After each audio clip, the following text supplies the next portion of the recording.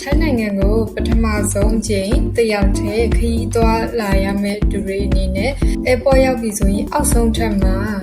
SIM ကတ်ကိုဝယ်လို့ရပါတယ်ဈေးသက်သာပါတယ်အခြားအထက်တွေကနည်းနည်းဈေးပိုကြီးပါတယ်အောက်ဆုံးထက်ကဈေးသက်သာပါတယ်နောက် Bolt application ကို download ထားပါ Bolt application နဲ့ taxi တွေငှားရလွယ်ပါတယ်ရိုးရိုး taxi တွေမငှားပါနဲ့နော်ထိုင်းနိုင်ငံကိုတယောက်တည်းလက်ပဲရမယ်သူသို့မဟုတ်အသိရှိတော်လဲလိုက်မပို့နိုင်တဲ့အတွက်တယောက်တည်းလက်ပဲရမယ်သူတွေဆိုရင်နံပါတ်1 Google Map ကိုကျွမ်းကျင်အောင်သုံးသပ်အောင်လုပ်ထားပါနောက်ဆိုင်ကယ်တွေတက်စီတွေငှားချင်တယ်ဆိုရင် Bolt application သုံးတာကောင်းပါတယ်တခြားအရာတွေကတော့ BTS သို့မဟုတ် MRT နဲ့ bus တွေစီးလို့ရပါတယ်